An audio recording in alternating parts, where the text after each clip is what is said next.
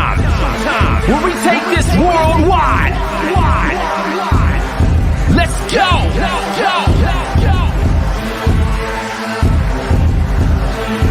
Listen. So now it's time to turn it up. Surf the radio waves as we begin to burn it up. We all up in your area like landscape, definitely bringing you the pancakes. It's a mandate that you tune in. It's time to move out so we can move in and recognize that this is no illusion. I'm here to clear the air so that there is no confusion. It all started off in the book of Genesis when Jacob was wrestling with who he thought was his nemesis. And when the man saw he couldn't overpower him, he touched his hip but he really couldn't devour him. And from that point, then we hear a name change, rearrange the game, so now we gotta change lanes. So I'm here to let you know it's time to listen to the Pancake and Powerslam show. Let's go. Turn it up. It's the Pancake and Powerslam. Turn it up. It's the Pancake and Powerslam. Turn it up. It's the Pancake and Powerslam show. Turn it up. It's the Pancake and Powerslam. Turn it up. It's the Pancake and Powerslam. Turn it up. It's the Pancake and Powerslam show. Turn it up.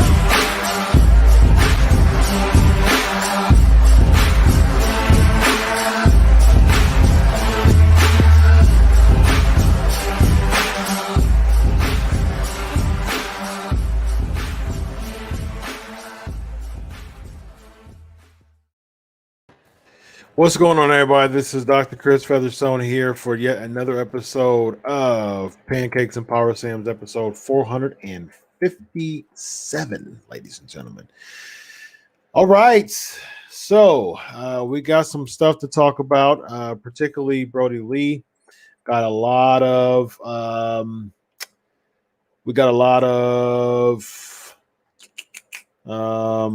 stuff to talk about. We actually have a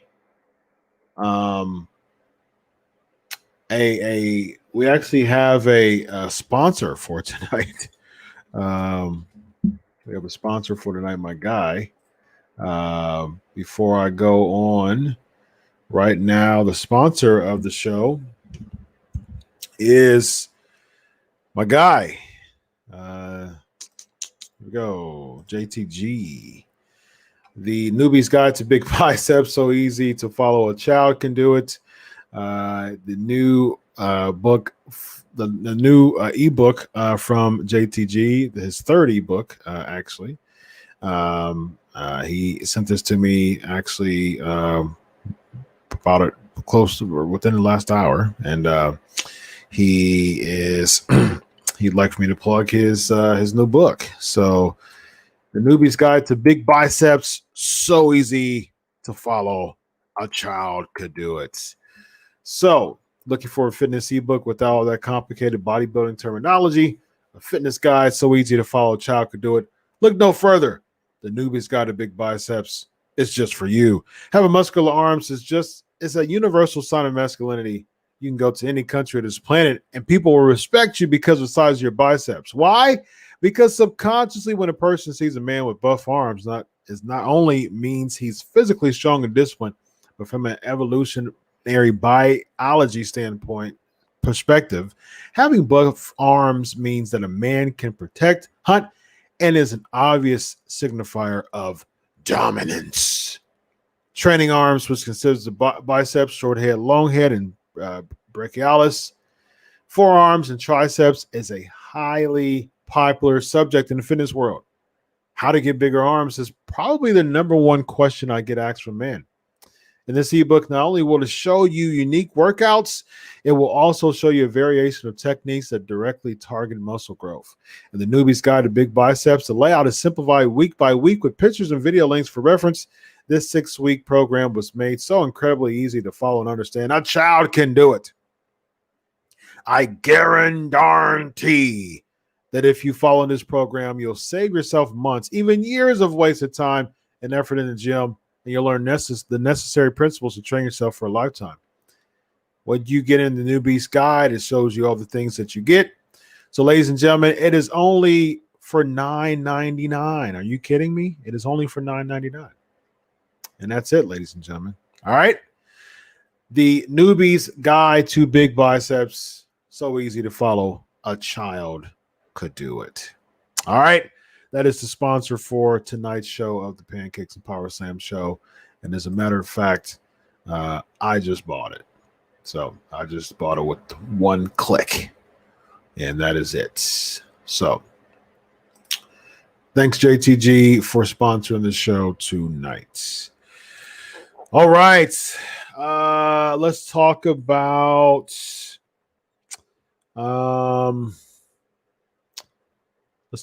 Brodie, man. Let's talk about Brodie. Let's address the P&P Nation. Of course, we got to address the P&P Nation first.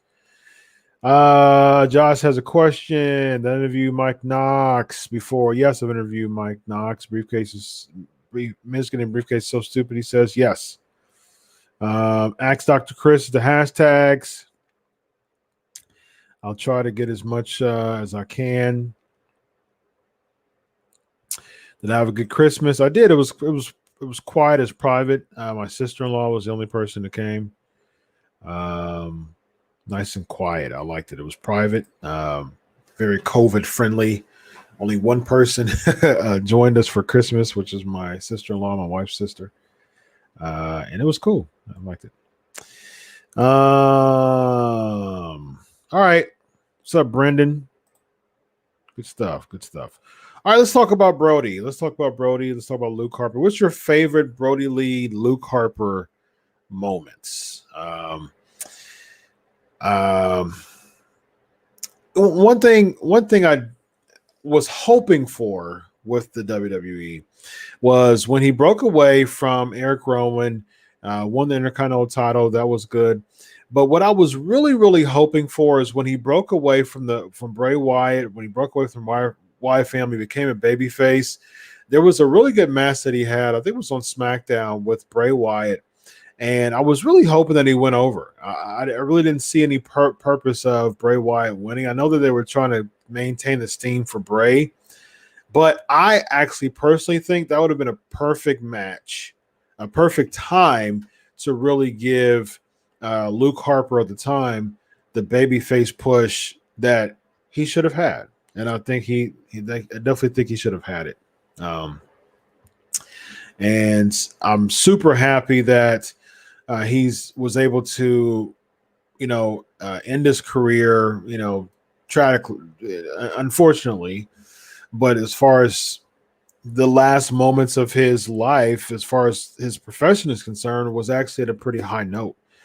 He actually finally had a moment where he had an opportunity to really prove himself and really show himself.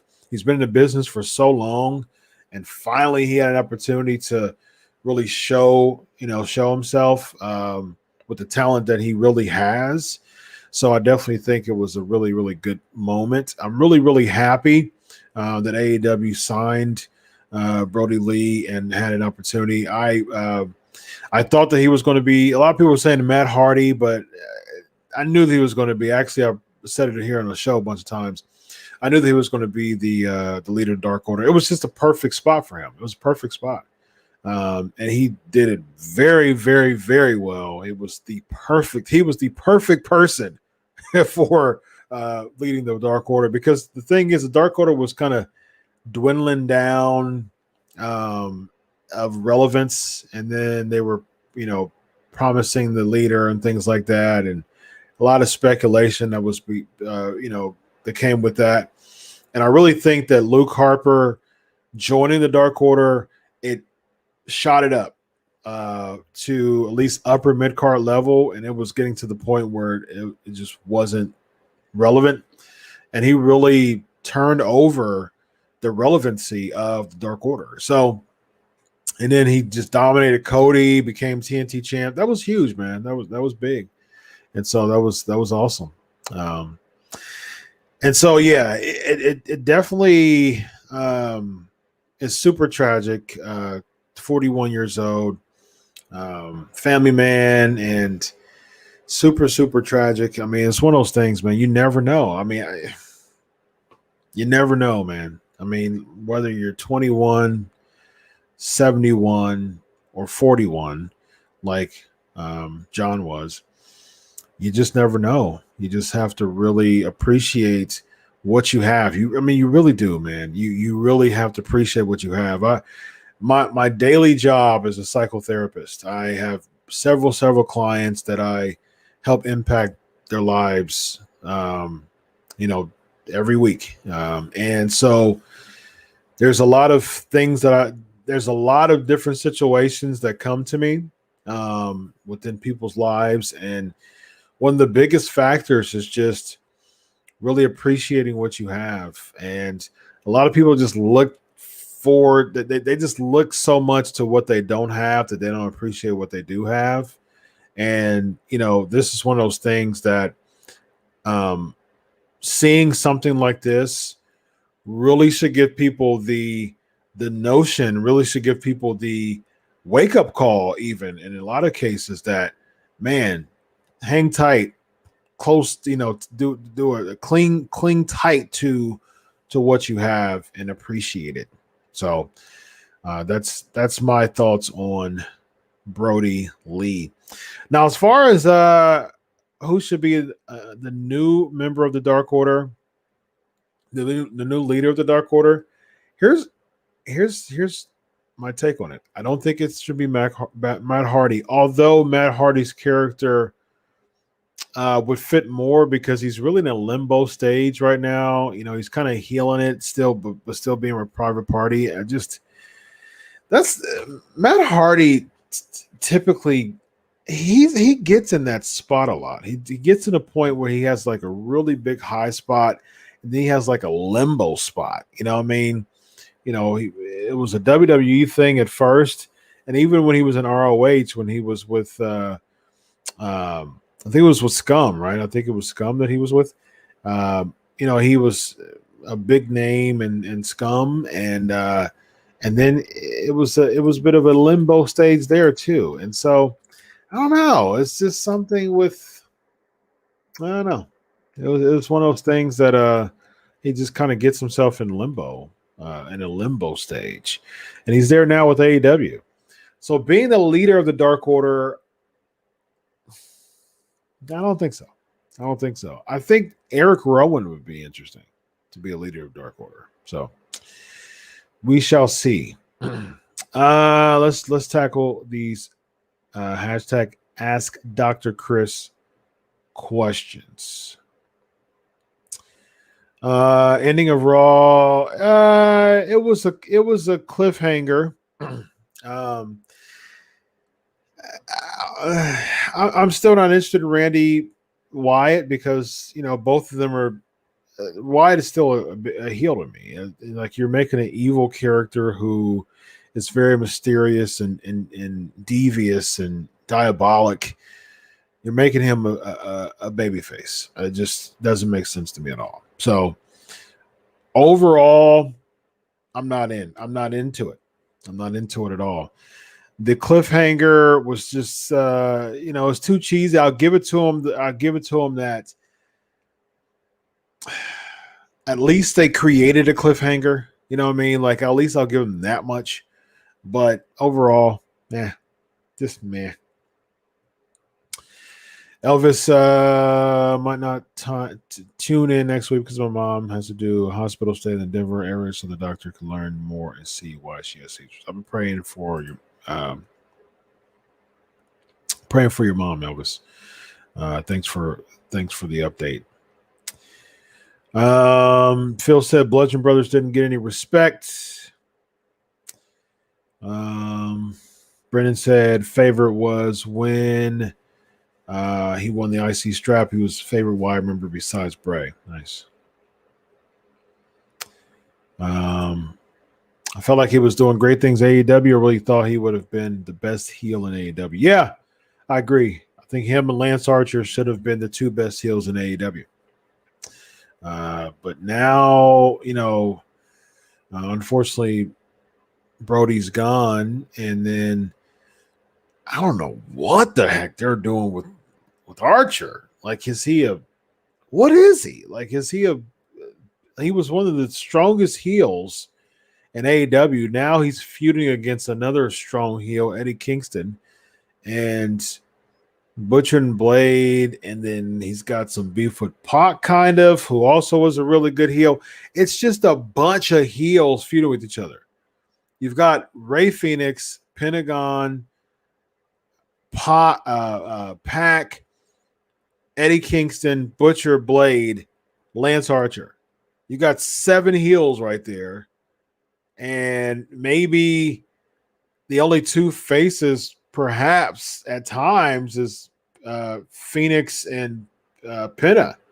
So, but I mean, maybe they turn, and so you have 2 baby faces, maybe, and 5 heels because Pac is still heelish. It's look, I was very critical of AEW in the beginning, and I got to liking AEW, but they're starting to do some things, man, that I'm just like, come on now. I was starting to like you. Come on. I do agree with this, though. I do like AEW stepping up and doing the right thing and taking good care of his family. 100% agree with that. Brendan. What's up, Gabriel? What's up, Aaron? Great to have y'all here. Ask Dr. Chris. Chad is asking, who do you think would place Brodie Lee's Dark Order leader? See them keeping it vacant for a while. Yep, so just to answer that.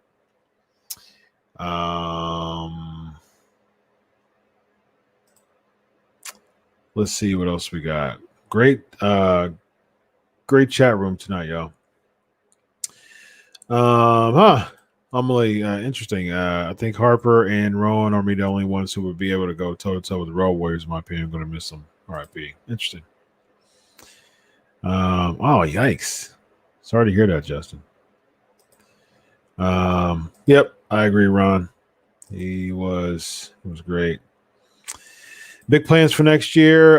Just continue doing what I'm doing. I'm actually putting a curriculum together. I'll be announcing it soon. I got some big announcements here as far as another opportunity. My current opportunity, I love my job, so I'll just continue to just develop my craft as a psychotherapist at my job. I got another really big opportunity that I'll be doing alongside with that, and working for Sportskeeda as a podcast, as a analyst and podcaster, and life is good. Life is good. What else you got? Oh, I was talking about the Packers. Yeah, Packers jacked up the Titans for sure. Do I see Keith Lee going over next week? Nope, I don't. I think Sheamus is going to interfere. Yeah. It's like AEW writers and WWE writers get together and write stories for heels to battle. Yeah, it doesn't make sense. You're supposed to. It's just tried and true wrestling. I mean, you have heels that are supposed to be heels and supposed to put the baby faces over, man. And just it doesn't make sense. Brian is saying have the Dark Order start falling apart from within by arguing who should be a leader, and then have Sting bring them back together with what would Brodie say to become the leader mentor.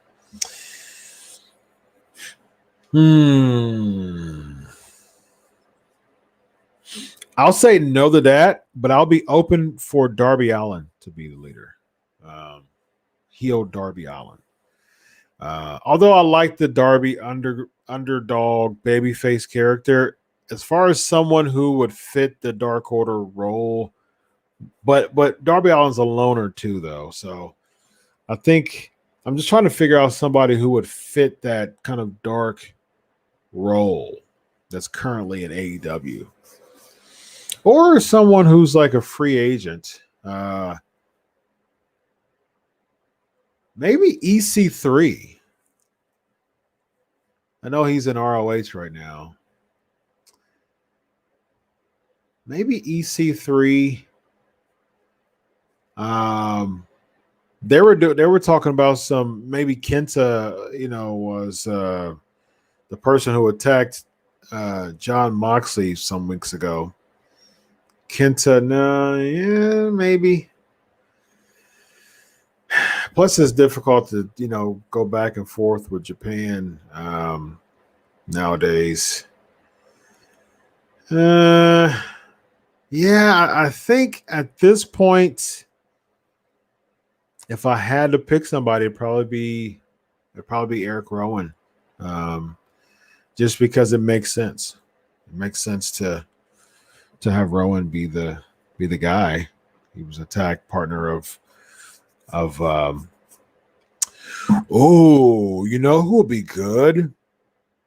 I think Aleister Black should do everything in his power to try to get out of his contract, because Aleister Black would be the perfect leader for the Dark Order.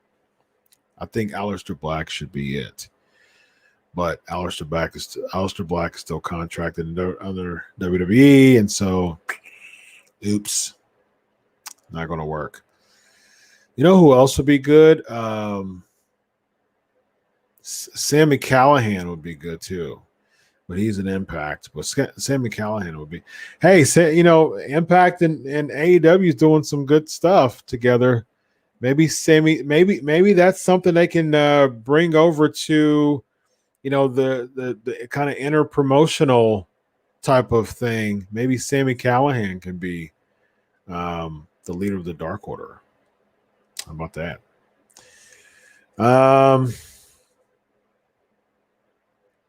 No, I never interviewed Brodie Lee. He was with WWE for so long, and WWE it's so difficult to interview WWE guys while they're currently in WWE. I'm actually friends with some top names right now that I actually text messages with them.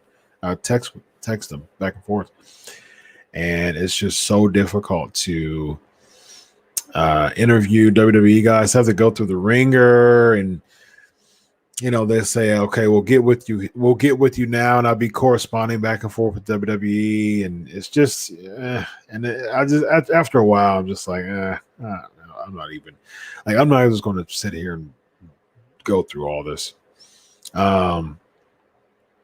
Gabriel's asking, what was the best thing in wrestling out of everything this year? Good question. Out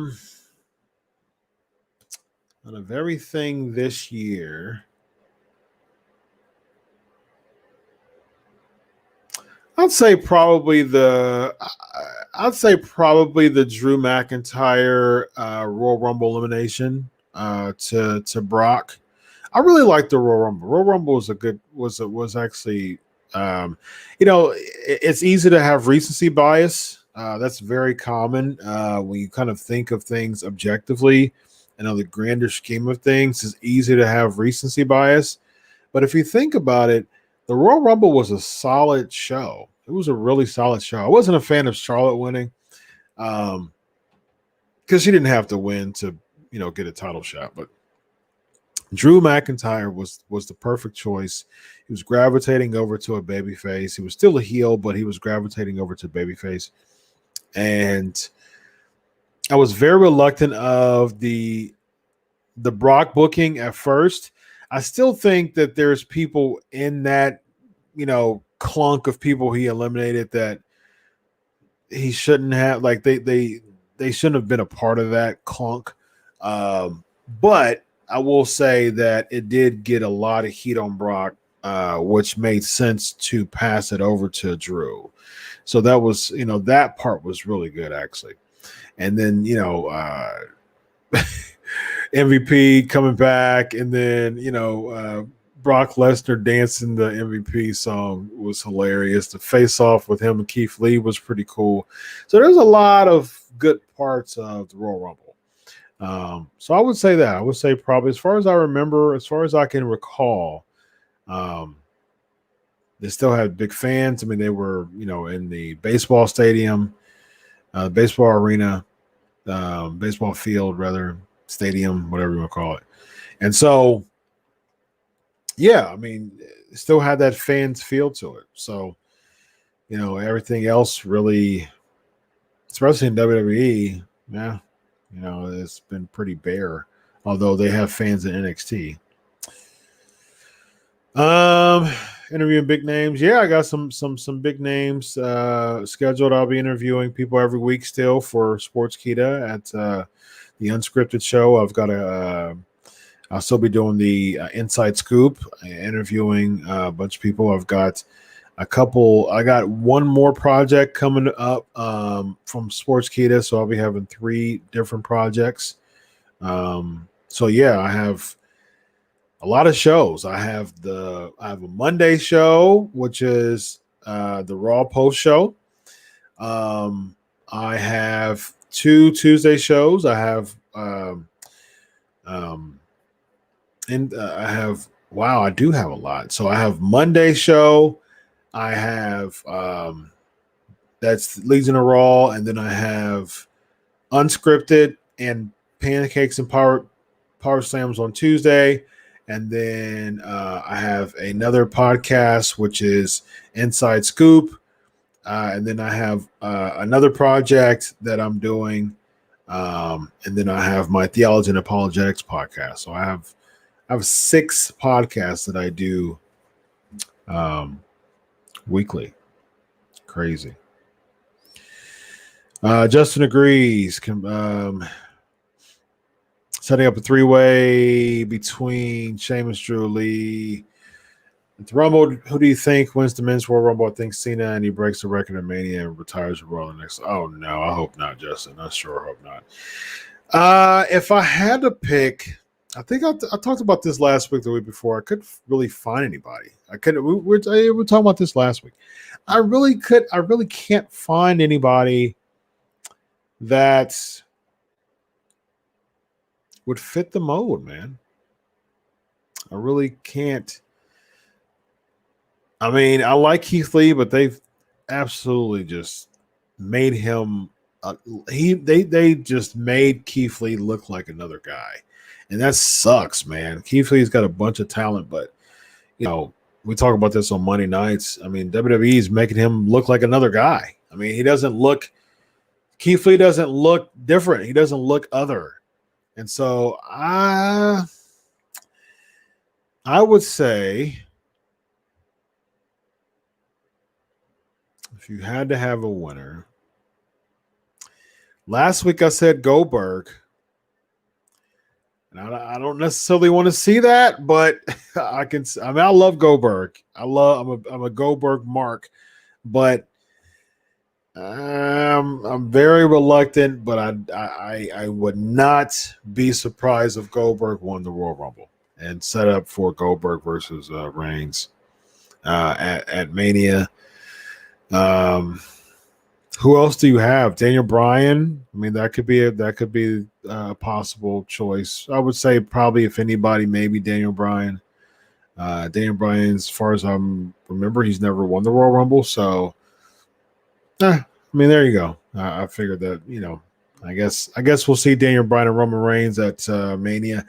I'm not a big fan of that, just because I don't think it has enough star power, especially with the heat that Roman Reigns is getting. I just don't. And I love Daniel Bryan. How they're booking Daniel Bryan, he feels like a mid-carder. Like, I'm totally fine with him as a babyface. I'm a big fan, but they're not building enough steam. He doesn't have enough steam behind him, and I just don't see it. If someone, like, for me, Roman Reigns stands up so far above the rest within wrestling, period, that he has to dance with someone who's like a big name.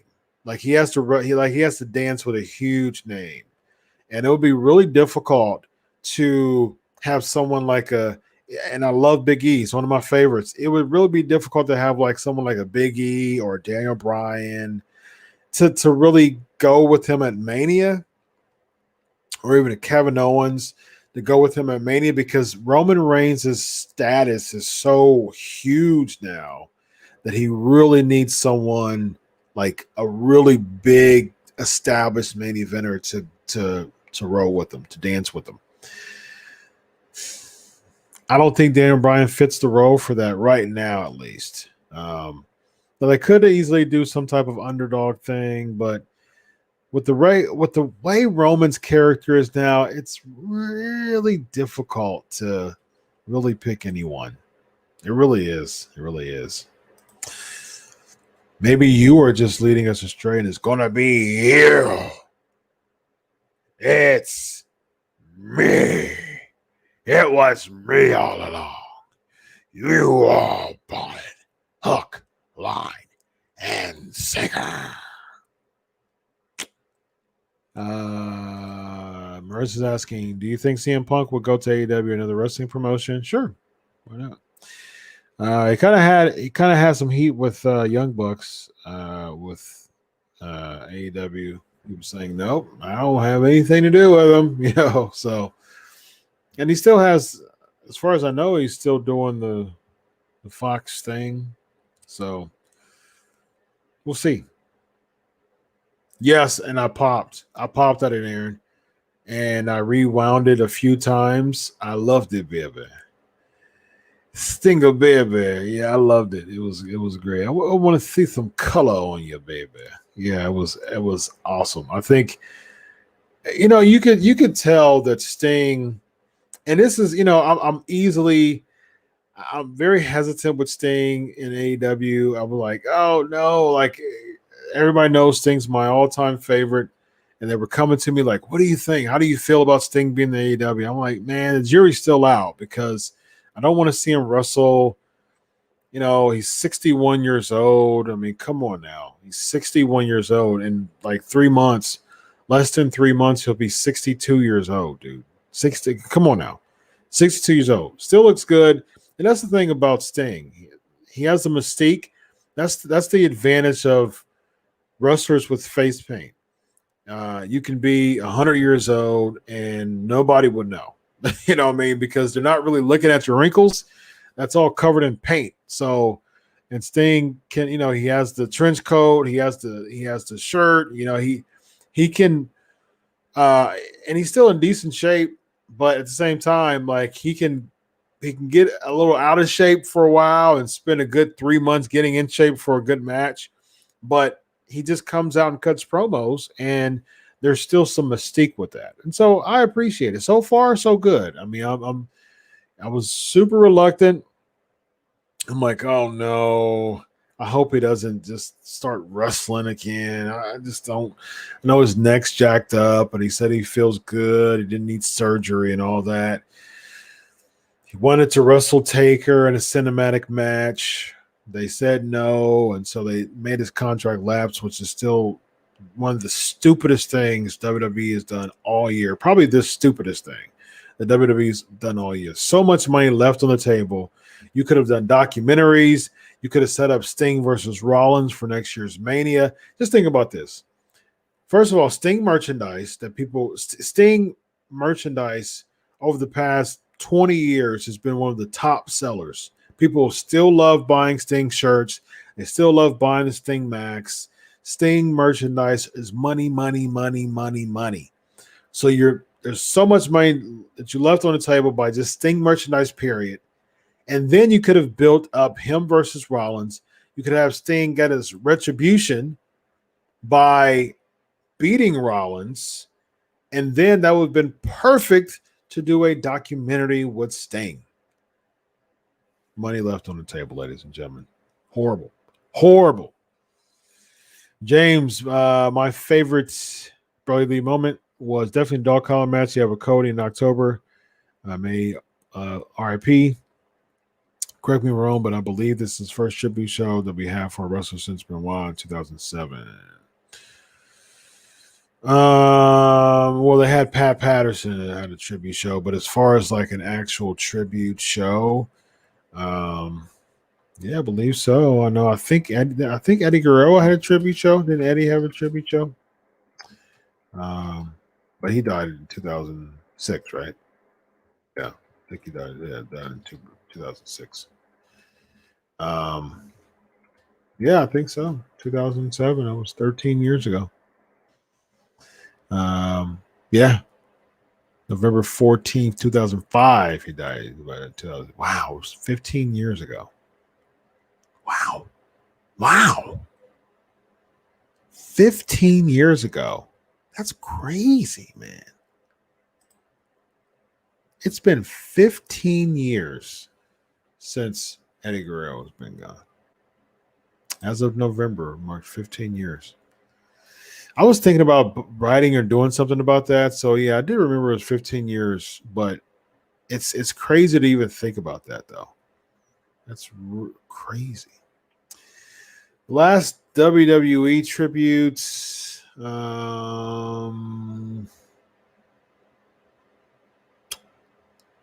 Yes, I think it was. Yeah. WWE.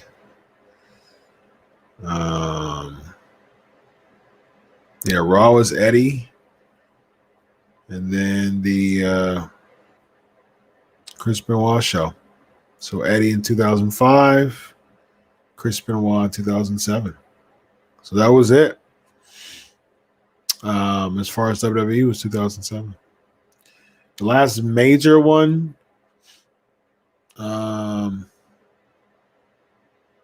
There's been a bunch of ones from different. Like the Armstrongs had one for Brad Armstrong, and then like DJ Hyde, I do remember that.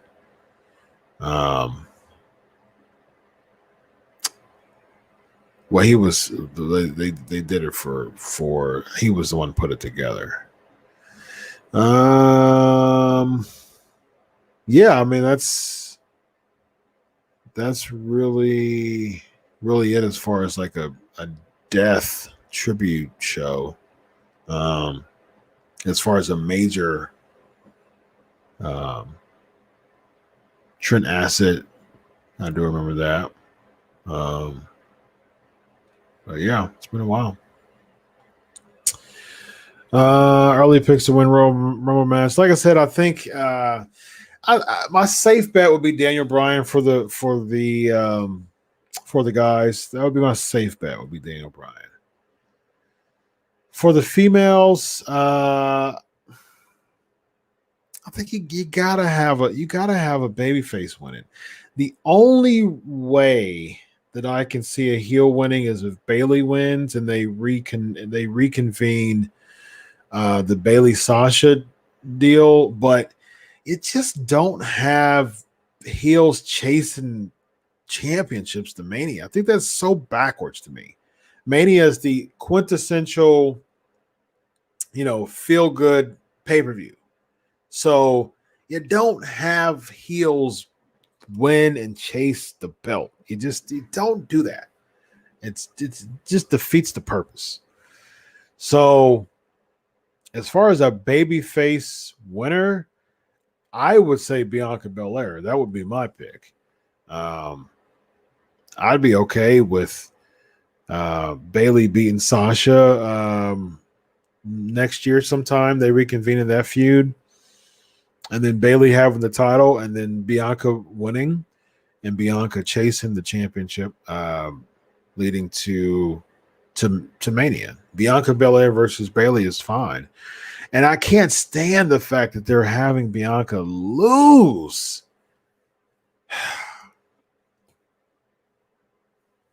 WWE's booking make my skin crawl. It's ridiculous. It's absolutely ridiculous. You have someone who you're continuing to, absolute money. Again, you're just leaving money on the table. It's the tried and true, have the person win, build steam, make them look larger than life.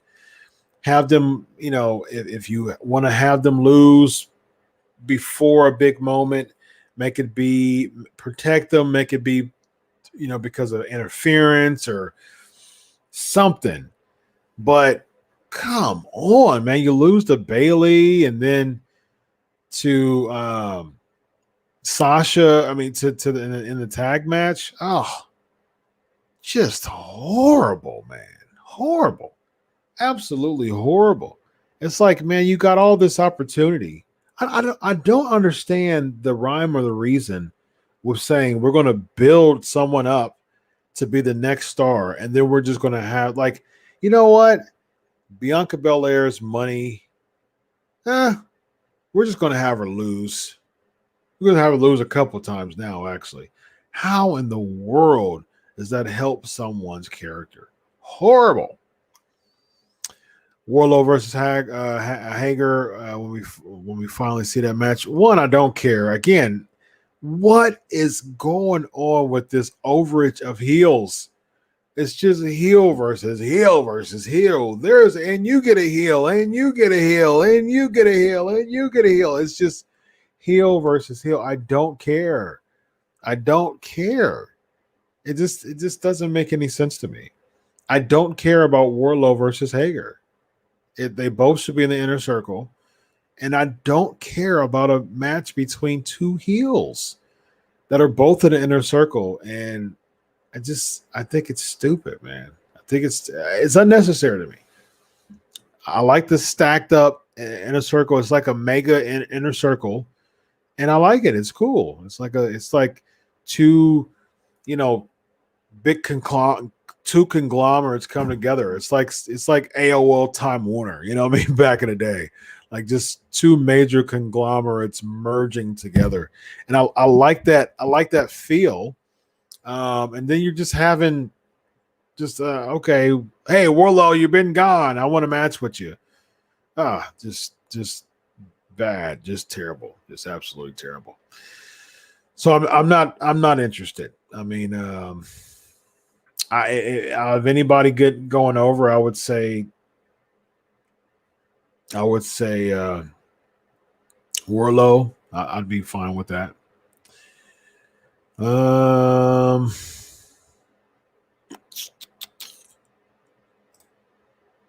My moment was the Rumble. Also, the Pop Edge guy was like the surprising it used to be, but then Drew winning just took it over top for me. Yeah. The Edge return was it got a huge pop too.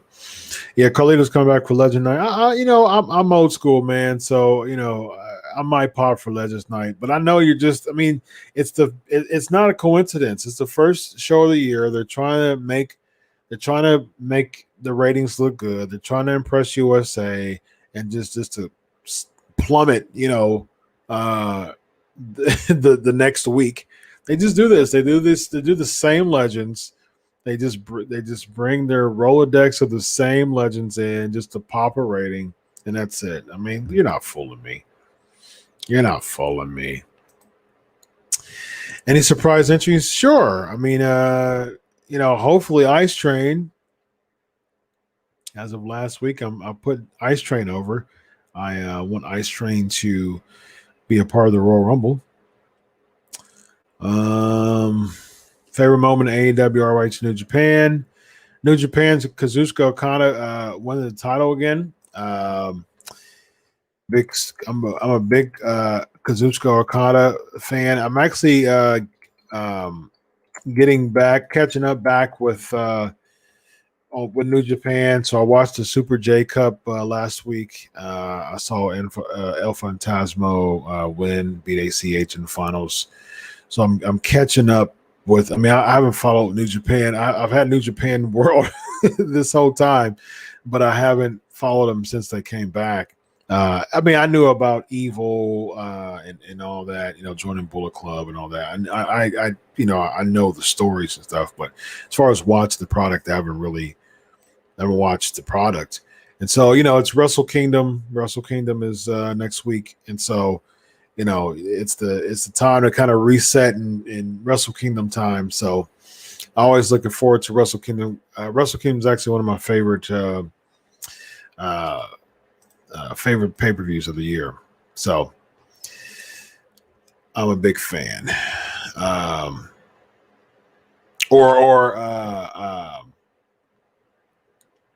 Naito won, actually. Naito won the title back, beat Evil. I remember Evil winning the title. That's when they came back in the summertime, is when Evil beats Naito. And then Naito got it back a few months ago, I think. Yeah. So he's double champion. So yeah. So Wrestle Kingdom. I know that they were doing the. I think Jay White beats. Oh gosh. Oh my gosh. What's his name? It's crazy. He got the case. Ibushi, right? Kota Ibushi. So it's going to be Naito and White, right? Wrestle Kingdom. Yeah,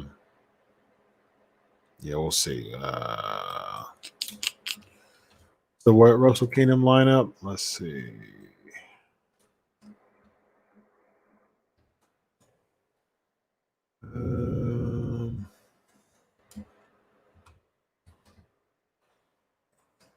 Wrestle Kingdom 15 right now. We've got. Oh yeah, that's right. It's going to be 2 nights again. Not a big fan of that. Takahashi against Phantasmo. Because I know that Phantasmo cut the promo at the end.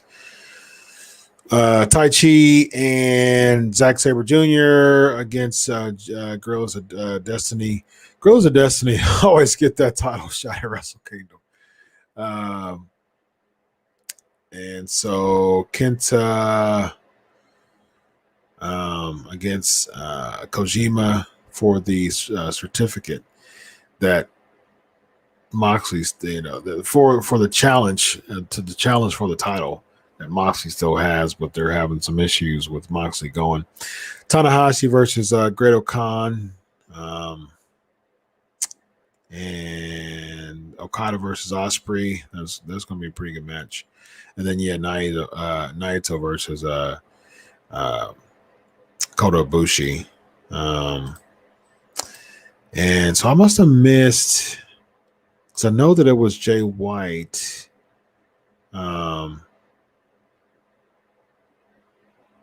Yeah, so at Power Struggle, he lost.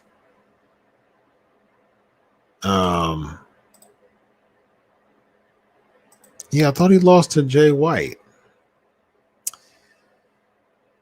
Oh, okay. So Jay White's going to go against either or.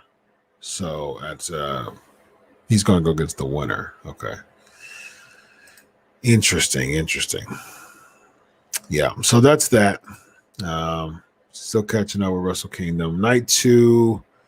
Yeah. So night 2, Jay White's going to go against the winner, Ishimori, against either Takashi or Phantasmo for the junior title. Evil versus Sonata. Jeff Cobb against Tagachi. That should be a good match for the Never title. I usually enjoy watching the Never championships. That should be the Never title matches usually are exciting to watch. So looking forward to Wrestle Kingdom, of course, as always. I'm still not a big fan of the 2-night deal, because after that you have New Year Dash. So it's really a 3-night deal. So that's a little bit too much for me. We'll see. We'll see on my 6th podcast. My 6th podcast is coming soon. I did some recordings and we'll see. Good question, Gabriel.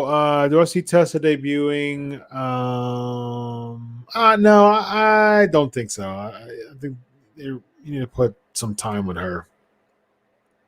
I don't think they're going to come up that quick. Cool. Yeah, I'm not a big fan of that. That's stupid to me. I'm wrong about Cena too. I hope I'm wrong about Cena too, but I have a feeling that's going to happen. I want them to have Jimmy come back when the Royal Rumble, both Usos turn on him and Mania, and Jimmy wins the strap. Jimmy Uso? No. That's a stretch. Drew versus Donald. Drew versus Donald Trump Mania. Trump is the Royal Rumble. Me and my friends. Royal Rumble. WrestleMania 4. I'm going to buy WrestleMania 5, Trump Tower. I'm going to buy it. I'm going to buy Tropicana. It's me versus Drew McIntyre. Me and my friends. That would be cool. I want to see Rock Reigns. I said that last year. I mean, I said that earlier this year. I think I started saying that last year, actually. Rock Reigns. No, I'm not. I have no interest in that at all. Who else we said? Like I said, Seth Rollins. I think I would rather for him to. I'd rather pick Seth Rollins because he's not beating Taker at Mania. So, and I don't want Sting to lose yet another match. They already tarnished his career, and so yeah, Seth Rollins. I would have been totally fine with Seth Rollins. It's cheap. It cheapened the case, man. I think it's just that whole thing is just stupid. Yeah, probably too soon for Becky. She's got some healing to do, if you know what I mean, baby. I hope so. I hope not. I hope not. Again, she doesn't need to win the Rumble. She can just turn on Asuka. She does not need to win the Rumble.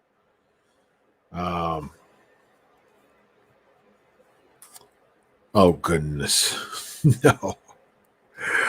Oh no. Yeah, it's always the same legends. Oh, it's just the same batch of legends. Carlito, we should see.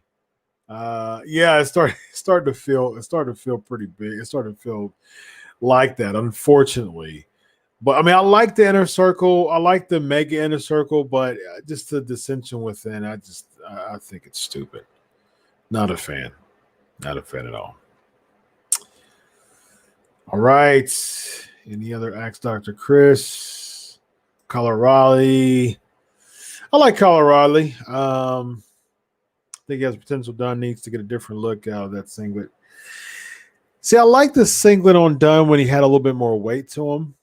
I think the singlet with no knee pads has a unique feel for him, but he's chiseled now, and you know, good for him. But it didn't really help him. His character, his character. He could have kept the mask to me, because he was getting pudgy, but he could have kept the mask to me. He could have, got bulkier and been leaner, but he's like skinny built now. So, it's a different feel. It's a different feel. I can see that. I can see Rhea winning the Rumble to get her on the main roster. She puts over Raquel Gonzalez. I can see that. What would be interesting is if Charlotte wins the title from Asuka and Rhea wins the Royal Rumble and we get a rematch. Now Rhea's chasing the title.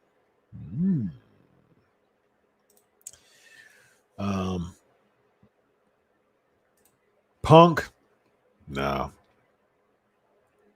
I don't think Punk would be a big enough star for Roman. I'm not on the Punk train. I've said this many times. I'm not on the Punk train. Never been. There was a time I liked him, but never been on the Punk train. No. Naomi should definitely not be a heel. Her heel runs were not successful. Winning the Royal Rumble, I'm okay with that, though. I think the glow is fine. I mean, if it ain't broke, don't fix it. They've tried Naomi heel runs. Team Bad was terrible. It was terrible. She's a babyface. There's just certain people who are better babyfaces. And Naomi is absolutely one of the better babyfaces, for sure, 100%. All right, y'all. I think that's it for me for tonight. Again, as always, be sure to join that Patreon account, patreon.com/PancakesPowerslams. You get nice goodies for being a part of the Patreon. And again, thank you so much for the Patreons by keeping this show up and thriving. Really, really appreciate y'all. Look, I'm Dr. Chris Featherstone. I hope everybody have a wonderful and blessed new year. Until next week, enjoy your week of wrestling. God bless, and always remember, I do it for you. Happy New Year, everybody. God